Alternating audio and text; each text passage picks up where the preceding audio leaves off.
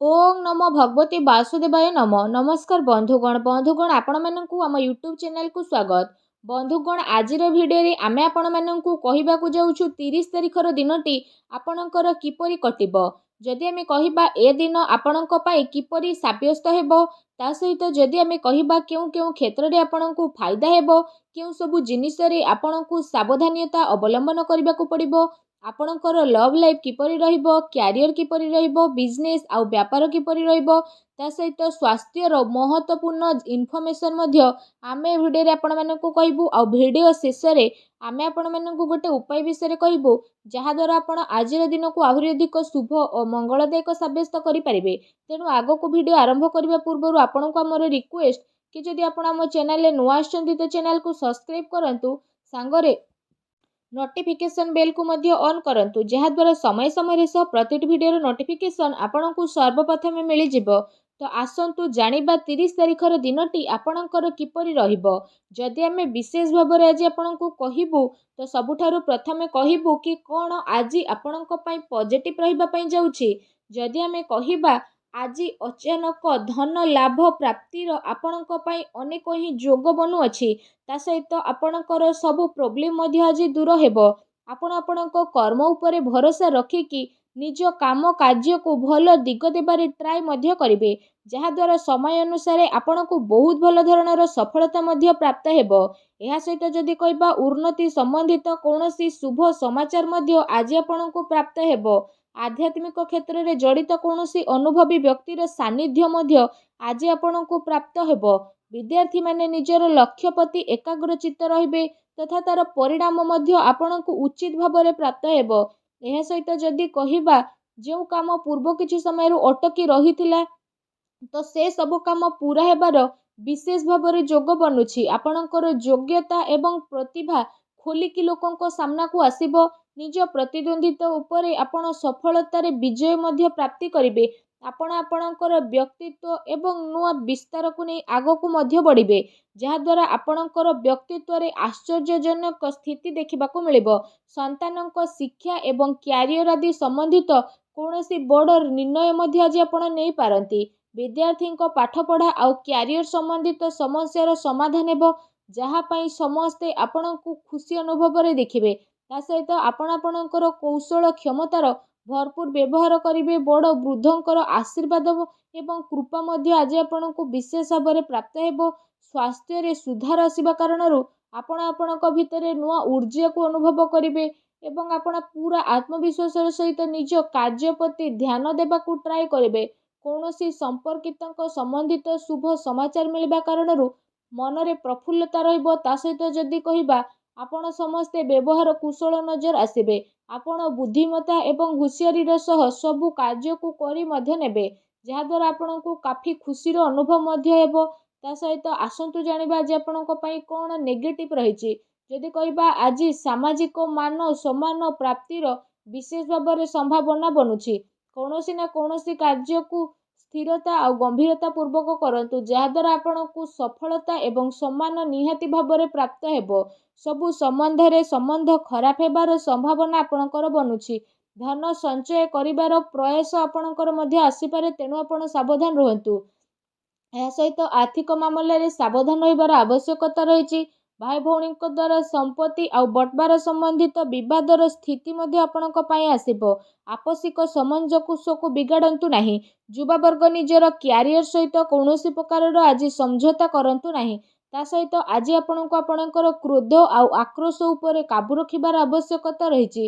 केते थर तर्तरे एवं अति उत्साह रे बना जाइथिबा खेल आपणकर बिगिड़ी जाई पारे जोथि पई पारिवारिक सुख शांति प्रभावित हेबो। निजर लक्ष्य प्रति कड़ा नजर रखिबा आपणक पई अति आवश्यकता रहिछि। ता सहित अजणा एवं अपरिचित व्यक्तिଙ୍କ द्वारा व्यवहार बा लेनदेन रे सावधानता रखिबा आपणको कौनसी साजिश बा षड्यंत्रर शिकार होई पारे। सेथि पई ठीक एहा रहइबो कि आपण भूल लोकंक संगति रे दूरता बनेकी रखंतु। बड़ वृद्ध लोकंकर स्वास्थ्यर आवश्यकता आपणको बहुत अधिक रहिछि। या सहित व्यर्थ कार्य रे धन खर्च हेबार विशेष भाव में प्रबल जोग मध्य बनुछि। भूमि एवं वाहन को लेकिन कौनसी बड़ करज आपन को नेबाकू पड़ी पारे। ସେଥିପାଇଁ ନିଜର ଆର୍ଥିକ ସ୍ଥିତିକୁ ଧ୍ୟାନରେ ରଖିକି ହିଁ ଆପଣ କିଣାକିଣି ସମ୍ବନ୍ଧିତ ଯୋଜନା ବନାନ୍ତୁ। ଏହା ଆପଣଙ୍କ ପାଇଁ ବହୁତ ହି ଭଲ ରହିବ। ତା ସହିତ ଆସନ୍ତୁ ଜାଣିବା ଆଜି ଆପଣଙ୍କର ଲଭ୍ ଲାଇଫ୍ କିପରି ରହିବ। ଦାମ୍ପତ୍ୟ ଜୀବନକୁ ନେଇକି ସ୍ଥିତି ଆପଣଙ୍କର କାଫି ବହୁତ ଭଲ ରହିବ। ଜୀବନ ସାଥୀଙ୍କ ସହ ମଧୁର ସମ୍ବନ୍ଧ ହେବା ସହିତ ଆପଣଙ୍କୁ ତାଙ୍କର ସହଯୋଗ ମଧ୍ୟ ବିଶେଷ ଭାବରେ ପ୍ରାପ୍ତ ହେବ। ତା ସହିତ ଘର ପରିବାରର ସୁଖ ସୁବିଧା ପ୍ରତି ଆଜି ଆପଣଙ୍କର ବିଶେଷ ଭାବରେ ପ୍ରାଥମିକତା ରହିବ। ପତି ପତ୍ନୀଙ୍କ ଭିତରେ ସମ୍ବନ୍ଧ ଭଲ ରହିବ। ସନ୍ତାନଙ୍କର କୌଣସି ଜିଦ୍ଦିପଣ ବା ନକାରାତ୍ମକ ରବୈୟା ଆପଣଙ୍କ ଚିନ୍ତାର କାରଣ ମଧ୍ୟ ବନିପାରେ। ତା ସହିତ ଆସନ୍ତୁ ଜାଣିବା ଯେ ଆପଣଙ୍କ ବ୍ୟବସାୟିକ କ୍ୟାରିୟର କିପରି ରହିବ। ଯଦି କହିବା ବ୍ୟାପାରର ବ୍ୟସ୍ତରତା ସମ୍ବନ୍ଧିତ କୌଣସି ନୂଆ ସମ୍ଭାବନା ଉପରେ ଆପଣଙ୍କର ବିଚାର ହେବ। ନିଜର ପୁରା ଜୋସ୍ ମାର୍କେଟିଂ ତଥା ଆପଣଙ୍କର ପ୍ରଡକ୍ଟର ପ୍ରମୋସନରେ ଆପଣ ଲଗାଇ ନେବେ। ଚାକିରି ପେଶା ବ୍ୟକ୍ତି ନିଜ କାମରେ ସନ୍ତୁଷ୍ଟି ହେବେ। ତା ସହିତ ସହକର୍ମୀଙ୍କର ଏ ଦିନରେ ଆପଣଙ୍କୁ ପୂର୍ଣ୍ଣ ସହଯୋଗ ପ୍ରାପ୍ତ ହେବ। କାର୍ଯ୍ୟ ବିସ୍ତାରତର ଯୋଜନା ମଧ୍ୟ ଆପଣଙ୍କର ପୂରଣ ହେବ। ତା ସହିତ ସେ ଯୋଜନା ଉପରେ ଆପଣ ପୁନଃ ପରୀକ୍ଷଣ କରିବେ। ଏହା ସହିତ ଚାକିରିରେ ହାଲକା ଫୁଲକା ପ୍ରୋବ୍ଲେମ ମଧ୍ୟ ଆସିବ।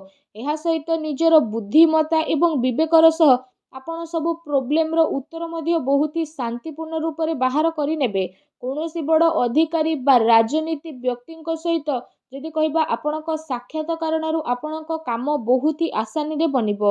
ଏହା ସହିତ କେତେ ମାମଲାରେ ଆପଣଙ୍କର ସ୍ୱାଭିମାନ ଆପଣଙ୍କ ପାଇଁ ବାଧକ ମଧ୍ୟ ବନିବ। ସେଥିପାଇଁ ଆପଣ ନିଜର ବ୍ୟବହାରକୁ ଟିକେ ଲଚିଲା ବନେଇକି ହିଁ ରଖନ୍ତୁ। ଏହା ଧ୍ୟାନ ରଖିବା ଆପଣଙ୍କ ପାଇଁ ଅତି ଆବଶ୍ୟକ ରହିଛି। କୌଣସି ଆର୍ଥିକ ମହତ୍ତ୍ୱପୂର୍ଣ୍ଣ ବ୍ୟବସାୟିକ ଗତିବିଧି ଆପଣଙ୍କର ଲିକ୍ ହୋଇପାରେ। କର୍ମଚାରୀଙ୍କର ଗତିବିଧି ଉପରେ ଆପଣ ନଜର ରଖିବେ। ଏହା ସହିତ ଶୀଘ୍ର ସ୍ଥିତି ଆପଣଙ୍କର କାବୁରେ ମଧ୍ୟ ଆସିବ। ସେଥିପାଇଁ ଆପଣ ପୁରା ଜୋସ୍ର ସହିତ ନିଜର କାର୍ଯ୍ୟ ପ୍ରତି ଏକାଗ୍ର ଚିତ୍ତ ରୁହନ୍ତୁ। ଆସନ୍ତୁ ଜାଣିବା ଆଜି ଆପଣଙ୍କର ସ୍ୱାସ୍ଥ୍ୟ କିପରି ରହିବ। ଯଦି କହିବା ଅତ୍ୟଧିକ ପରିଶ୍ରମ କାରଣରୁ ଥକାପଣ ବା କଷ୍ଟ ଭଳି ସମସ୍ୟା ଆପଣଙ୍କର ଉତ୍ପନ୍ନ ହୋଇପାରେ। ତା ସହିତ ଅଧିକ ଗରିଷ୍ଠ ବା ତୈଳଯୁକ୍ତ ଭୋଜନ ଖାଇବା ଦ୍ୱାରା ଆପଣଙ୍କୁ ପ୍ରୋବ୍ଲେମ ଆସିପାରେ। ଯାହାଦ୍ୱାରା ପେଟ ସମ୍ବନ୍ଧିତ ସମସ୍ୟା ମଧ୍ୟ ଆପଣଙ୍କୁ ଆସିବ। ସେଥିପାଇଁ ଆପଣ ସୁପାଚ୍ୟ ଭୋଜନ କରନ୍ତୁ। ତା ସହିତ ନିଜ ସ୍ୱାସ୍ଥ୍ୟକୁ ଆହୁରି ଅଧିକ ଭଲ ରଖିବା ପାଇଁ ଆପଣ ପ୍ରତ୍ୟେକ ଦିନ ଯୋଗ କରନ୍ତୁ, ବ୍ୟାୟାମ କରନ୍ତୁ ଏବଂ ସୁସ୍ଥ ରୁହନ୍ତୁ। ଫ୍ରେଣ୍ଡସ୍, ଆସନ୍ତୁ ଜାଣିବା ଆଜି ଆପଣଙ୍କ ପାଇଁ କ'ଣ ବିଶେଷ ଉପାୟ ରହିଛି।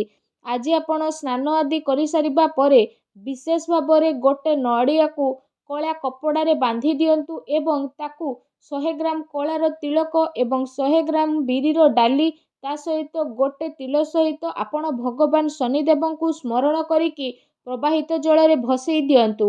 ଏହା ସହିତ ନିଜର ମନୋକାମନା ମଧ୍ୟ ମାଗନ୍ତୁ। ଏପରି କରିବା ଦ୍ୱାରା ଭଗବାନ ଶନିଦେବଙ୍କ ଆଶୀର୍ବାଦରୁ ଆପଣଙ୍କୁ ଶୀଘ୍ର ହିଁ ବିଶେଷ ଶୁଭ ଫଳର ପ୍ରାପ୍ତ ହେବ। ତା ସହିତ ଆପଣଙ୍କ ଜୀବନରେ ଯାହା ବି ପ୍ରୋବ୍ଲେମ ଚାଲୁଥିଲା ସବୁ ପ୍ରୋବ୍ଲେମର ଅନ୍ତ ହେବ ଏବଂ ସବୁ କାର୍ଯ୍ୟ ଆପଣଙ୍କର ବହୁତ ହି ଆସାନୀରେ ଭଗବାନ ଶନିଙ୍କ ଆଶୀର୍ବାଦରୁ ପୂରଣ ହେବ। ଭଗବାନ ଶନିଦେବଙ୍କର ଆଶୀର୍ବାଦ ଆପଣଙ୍କୁ ପ୍ରାପ୍ତ ହେଉ।